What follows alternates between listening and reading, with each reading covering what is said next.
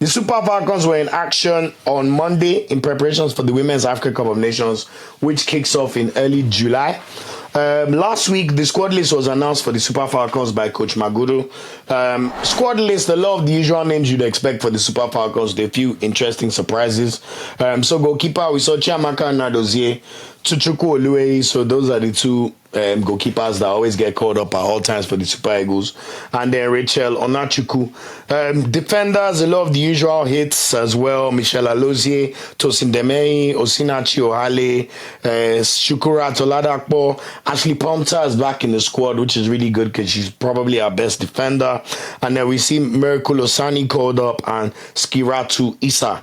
In midfield, a lot of the usual suspects, including the team captain Rashidat Ajibade, Halimat, Ainde, Deborah Biodu, Jennifer Chegini, Tony Payne, and Christy Uchebo. So a lot of people that you usually expect to be in the squad.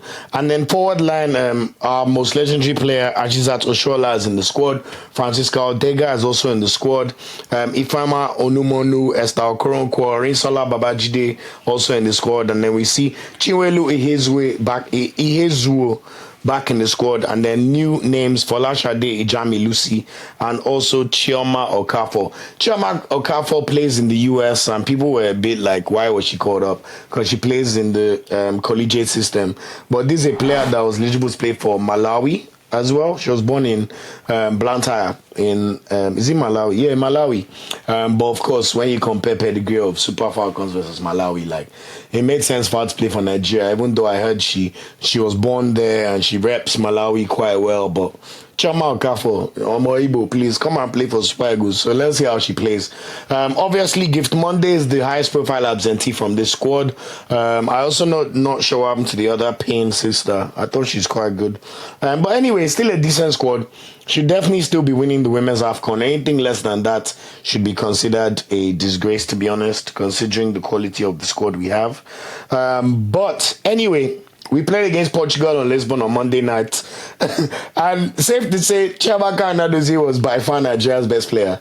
Portugal absolutely bombarded us, man. At one point I was watching what the new coach has been doing in training, because my word, they went through our entire team so awful. The amount of chances Nadozie had to save. I mean, looking at the minutes and the notes, I don't want to bore you with everything, but Nadozie had to make at least 6 or 7 saves in this game. There was a chance where the Portuguese team made a mistake where the goalkeeper was in no man's land and threw the ball to Francisca Odega, and then she kicked the ball and it just hit the bar in the 80th minute. So that was the one or closest chance we got. I'll say the last 30 minutes, Nigeria began to show a bit of workings here or there. We didn't have our full squad in this game, but still a decent draw for Nigeria considering the level of the opposition. Once again, of course, the Portuguese team had their kits with their names on the back, and the Nigeria team did not, even though it was the first time we were launching our new jersey, which was interesting to see. Too many long balls were able to get to the Portuguese striker.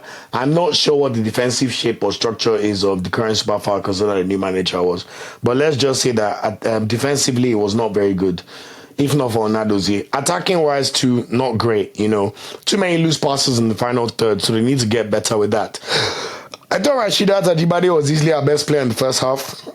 When Onumonu came on in the second half, she brought some energy and was lively when she came on for sure. Odega, Ajibade, Tony Payne, and Onumonu got a lot more of the ball in the second half, which seemed to bring us our best chances of scoring.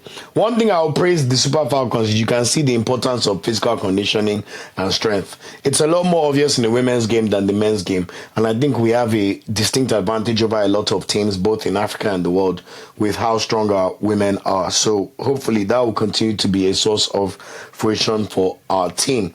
Next up for the Super Falcons, they play Ghana on Sunday in the final warm-up game before the Women's Africa Cup of Nations starts. And then Nigeria's first game will be against Tunisia next week Sunday on July 6th, 5 p.m. Nigeria time against Tunisia. We'll then play Botswana 4 days later on Thursday, 10th of July.